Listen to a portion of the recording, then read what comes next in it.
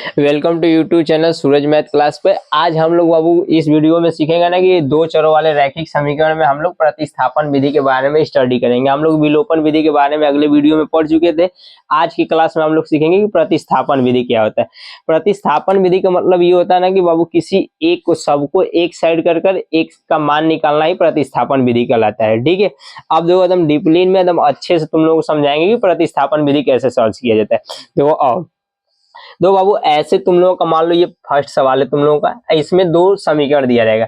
पहले वाले समीकरण को पहला समीकरण कहेंगे, दूसरे वाले समीकरण को दूसरा समीकरण कहेंगे। इतना बात क्लियर है।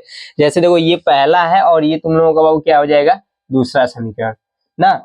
जिस समीकरण को तुम लोग हल करोगे उस समीकरण को लिखोगे। क्या करोगे, लिखोगे। ठीक है, जैसे हम मान लो तुम लोगों को कहेंगे कि पहले समीकरण से प्रतिस्थापन करना है। क्या करना है, पहले समीकरण से। तो यहाँ से लिखेंगे हम लोग क्या कि समीकरण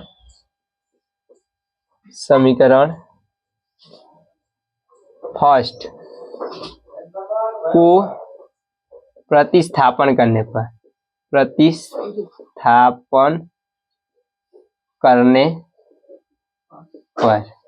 इतना बात क्लियर है। ठीक है, अब दो ध्यान सुनना। प्रतिस्थापन करने पर ऐसे लिख दोगे, अगर मैं पहला को करोगे बाबू तो तुम लोग पहले वाले को करोगे, और दूसरा वाले को करोगे तो दूसरा वाले को करोगे। ठीक है, तो देखो हम लोग क्या लिखेंगे कि समीकरण फर्स्ट को प्रतिस्थापन करने पर। तो मतलब हम लोग समीकरण फर्स्ट के बारे में बात करेंगे। किसके बारे में करेंगे, समीकरण फर्स्ट के बारे में। तो देखो समीकरण फर्स्ट तुम लोगों का क्या है, ये है। तो इसको एकदम आराम से बाबू यहाँ लिख लेना कि 7x - 15y इक्वल तुम्हारा 2 हो जाएगा।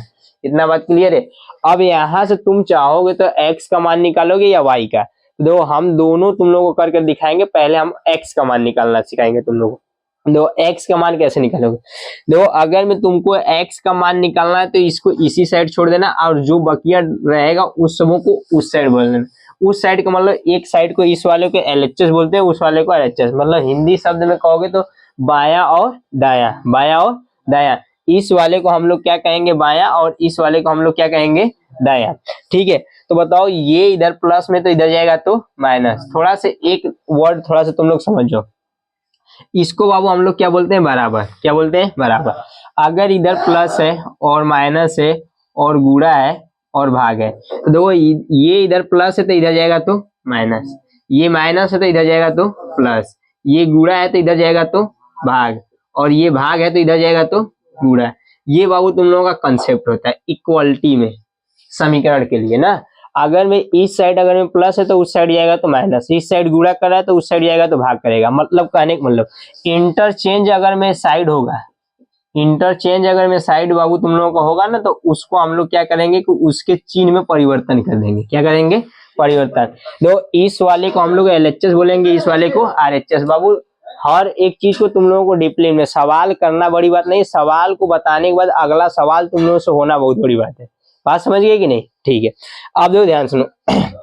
इसको हिंदी में कहोगे तो इसको बायां पक्ष बोलते हैं, इसको क्या बोलते हैं, बायां, और इसको हम लोग क्या बोलते हैं, दायां ना। जैसे तुम लोगों को ऐसे नहीं बोला जाता है कि दाएं साइड से चलो बाएं साइड से, इस वैसे इंग्लिश में इसको लेफ्ट हैंड साइड बोलते हैं, उस वाले को राइट हैंड साइड कहते हैं। ठीक है, अब देखो मेन चीज वो है ना। तो अगर मैं वो चीज तुम लोग समझ गए तो ये बताओ ये इधर बाबू प्लस में है या माइनस में। देखो इसके आगे वाले से देखकर तुम लोग बताओगे कि ये प्लस है या माइनस है। तो बताओ इसके आगे क्या लिखा है, माइनस। तो ये माइनस है तो इस साइड जाएगा तो प्लस।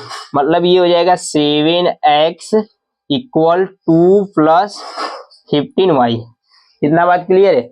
अब दो ध्यान सुनना। अगर मैं दो वेरिएबल और कांस्टेंट के साथ अगर मैं कोई संबंध रहता है, तो वो दो वेरिएबल और कांस्टेंट के बीच में अगर मैं कोई साइन बाबू नहीं रहता है, तो इसका मतलब होता है मल्टीप्लीकेशन। मल्टीप्लीकेशन का मतलब क्या होता है, गुणा करना। क्या होता है, गुणा करना। अब वेरिएबल और कांस्टेंट का मतलब क्या होता है, चर अचर। क्या होता है, चर अचर। तो इसको बाबू हम लोग बोलते हैं वेरिएबल। क्या बोलते हैं, वेरिएबल। ठीक है, इसको हम लोग क्या बोलते हैं, कांस्टेंट।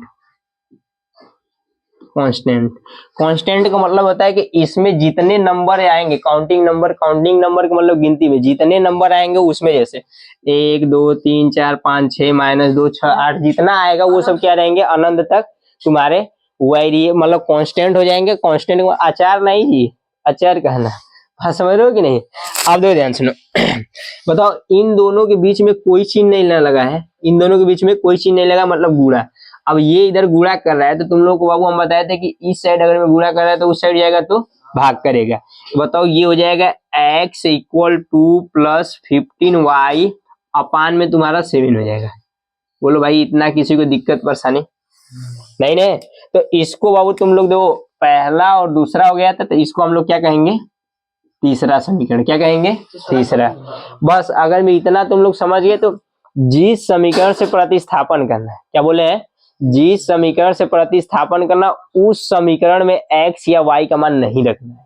क्या बोले हैं, जिस समीकरण से प्रतिस्थापन करना उस समीकरण में x और y का मान नहीं रखना है। तो बताओ हम लोग बाबू किस समीकरण को प्रतिस्थापन किए, तो समीकरण फर्स्ट को प्रतिस्थापन किए, मतलब इस x का मान समीकरण फर्स्ट में नहीं रखना है। इतना बात क्लियर है। तो इसका मान सर रखेंगे किसमें, तो बाबू अगले वाले में रखोगे, इस वाले में। तो क्या कहोगे कि x का मान समीकरण, तो बाबू समीकरण को शॉर्ट में ऐसे लिखा जाता है, समीकरण मतलब पूरा नहीं लिखना, मतलब इसको शॉर्ट में क्या होता है, समीकरण सेकंड में रखने पर। इतना बात किसी को दिक्कत परेशानी नहीं जी। आप दो ध्यान सुनो, तो ये तुम्हारा समीकरण क्या है, तो बताओ x की जगह जहां जहां उस समीकरण में x रहेगा वहां वहां x का मान रखोगे। तो x का मान है का 2 + 15y बटा के 7। दो x मान लिया है ना, तो इसके आगे बाबू कुछ नहीं है, मतलब एक है। क्या है, एक है। अब दो वहां रखोगे तो ये हो जाएगा तुम लोगों का बाबू क्या हो जाएगा कि 2 + 15y/7 और उसके बाद क्या लिखा है प्लस, तो क्या लिखना प्लस 2y और इक्वल, इसको बराबर बोलते हैं हिंदी में 3। अब देखो ध्यान सुनो, ये इसके नीचे कुछ नहीं है मतलब एक। दो क्लास 2-3 की सवाल आ गया, मतलब अगर मैं 2/4 लिखा है और प्लस 3/5 लिखा है, तो इसका मतलब ये है कि इसका मल्टीप्लीकेशन इधर कर लो और इसका मल्टीप्लीकेशन इधर। वैसे ही सेम टू सेम बाबू यहाँ करना, दो इसका मल्टीप्लीकेशन इधर कर लेना और इसका मल्टीप्लीकेशन इधर। तो एक का किसी भी संख्या में बाबू गुणा करोगे ना तो उसमें वही संख्या आएगा, जिसमें करोगे वही आएगा। बात समझ रहे हो कि नहीं। बताओ इसका एक का गुणा इसमें करोगे तो मतलब यही चीज आएगा 2, बोलो आएगा ना जी 7y और 7 दूनी के 14y और 7 एक कम, इतना किसी को दिक्कत नहीं है। आप दो ध्यान से सुनना, इधर क्या हो जाएगा 3। देखो जैसे बाबू इस वाले सवाल को हम लोग करते हैं कि 5 दूनी के 10 और 4 तिहाई 12 और 4 5 20, वैसे ही सेम टू सेम जैसे इसको किए वैसे सेम टू सेम इसको कर लोगे। तो देखो एक का गुणा करोगे तो ये आएगा, 7 का गुणा करोगे तो 7 दूनी के 14 आएगा और 7 एक कम 7 आएगा, बराबर 3 है, बराबर 3। बताओ ये इधर भाग कर रहा है ना, क्या कर रहा है भाग। तो इस साइड बाबू हम तुम लोग को पहले ही लाइन में बताए थे कि ये इधर भाग कर रहा है, उधर जाएगा तो गुणा। देख भाई ये लास्ट वाले से मिलेगा, तो इधर भाग कर रहा है तो इधर जाएगा तो गुणा। अब बताओ ये हो जाएगा 2 प्लस, अब इसमें जो एक जैसा रहेगा, जैसे इसमें y है तो इसमें भी y है ना, तो जो समान वेरिएबल वाला रहेगा उसको हम लोग जोड़ लेंगे। क्या करेंगे, जोड़ लेंगे। जैसे कांस्टेंट और वेरिएबल नहीं जुड़ेगा, बस वेरिएबल और वेरिएबल जुड़ेगा। वेरिएबल का मतलब चर और चर वाला जुड़ेगा। बताओ इसके साथ y है तो इसके साथ y है, अब दो इसके साथ y है नहीं है, तो जिसके साथ y और y रहेगा वही, मतलब जो रिलेशनशिप में रहेगा वही जाएगा बारात करने।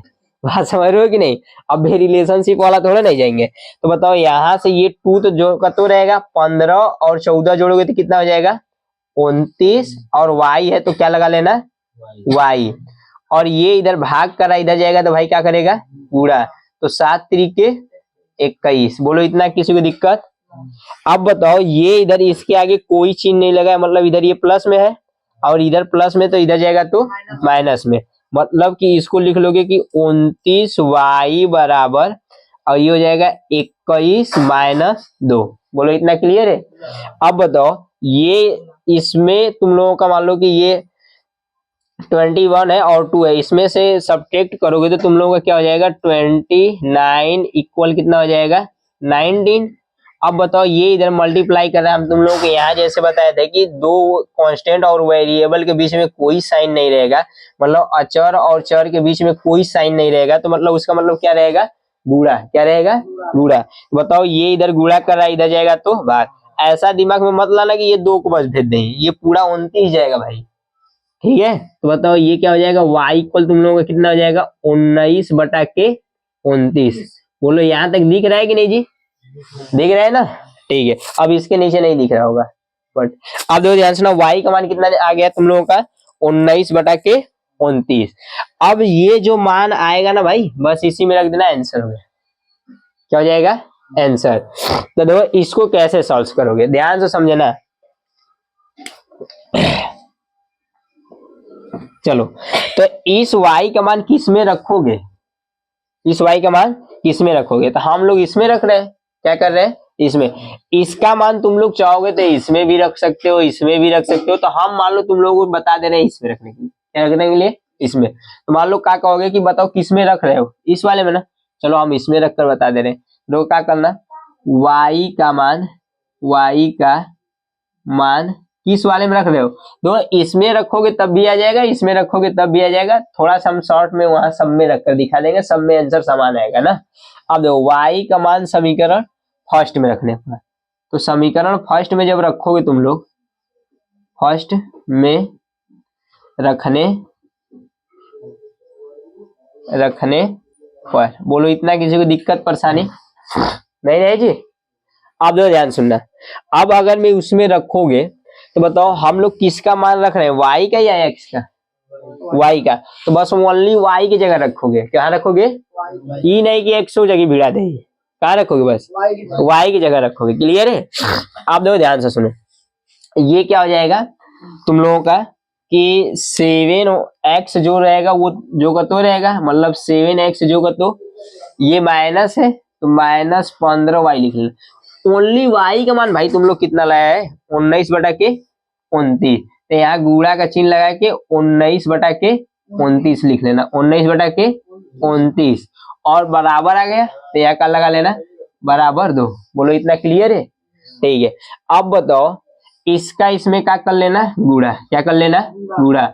अब बताओ एक लाइन अगर मैं ये गुणा करोगे तो ये हो जाएगा तुम लोगों का 7x माइनस, अब 15 9 135 के 5 हाथ में लगल कितना 13 और 9 25 समझ में आई ना। दादा आराम से चौचक ऐसे लिख के आगमबाड़ी वाला दिमाग लगा लेना तुम लोग। क्या लगा लेना, आगमबाड़ी वाला। 5 9 45 5 1 कम 5, ऐसे हम डायरेक्ट कर रहे हैं। 15 9 135 के 5 हाथ में लगा 13 और 15 1 कम 15 और 15 में 13 जोड़ोगे तो कितना आ जाएगा 28। सर जी कैसे कर रहे हैं, तो देखो ध्यान सुनो, 15 9 135 बाबू ऐसे लिखोगे, लास्ट वाला नंबर तुम लोग यहाँ लिखोगे, जो आगे रहेगा वो कैरी में आ जाएगा। किसमें आ जाएगा, कैरी। कैरी का मतलब हासिल में। तो हाँ तुम लोगों का ये कितना हो जाएगा 13, अब 15 1 कम 15, अब 15 में हासिल जोड़ दो 13 तो कितना आ जाएगा 28। तो यहाँ का आ जाएगा 285 बराबर 2, अब बटा के 29। बोलो किसी को दिक्कत परेशानी नहीं ना जी। चलो इधर देखना, अब इसको इरेज कर देना है। देखो इसको जब करोगे तो यहां से ये माइनस में इस साइड जाएगा तो प्लस में, तो ये हो जाएगा 7x, ये माइनस में इधर जाएगा तो प्लस में, तो 2 ये माइनस है तो इधर जाएगा तो प्लस, ये 285 बटा के 29।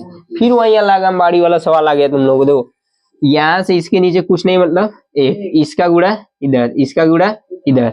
बताओ 7x और इसका इसमें गुणा करोगे तो देखो 2 9 18 के 8 और 2 दूनी के 4 1 5 और 1 का गुणा करोगे तो वही आएगा, तो मतलब 285 और 1 का गुणा 29 में करोगे तो कितना आ जाएगा 29। बोलो इतना क्लियर है, तुम लोग समझ में आ रहा है नीरज, ठीक है ना, आ रहा है ना जी। ठीक है, आप दो ध्यान सुनो, इन दोनों को ऐड कर लेना। क्या कर लेना, ऐड करने का मतलब जोड़ना है, तो लास्ट वाले से लास्ट वाला जोड़ना। तो 8 5 13 के 3 और 5 और 8 8 5 13 13 1 14 और 2 एक हाथ लगा था 3।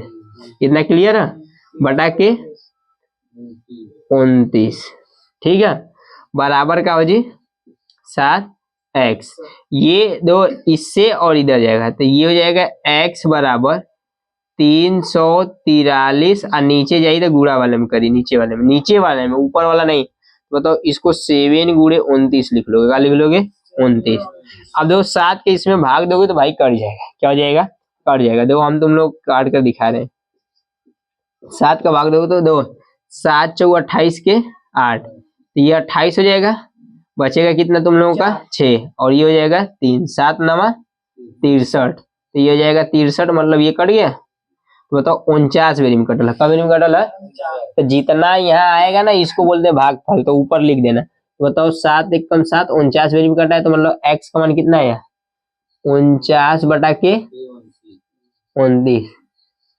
कितना बात समझ गया। तो लास्ट वाले लाइन में लिख लेना कि अतः x बराबर तुम लोगों का कितना आया है 49 बटा के 29 तथा इस वाले को इरेज कर लो, तथा y का मान जो रहेगा ऐसे लिख लोगे तो बोर्ड एग्जाम वाले थोड़ा सा तुम लोगों को अच्छा से करेंगे। तो y बराबर कितना हो जाएगा, ये तुम लोगों का आया है 19 बटा के 29 है। बोलो इतना क्लियर है। x और y का मान तुम लोगों का निकालने का ऐसे तरीका है।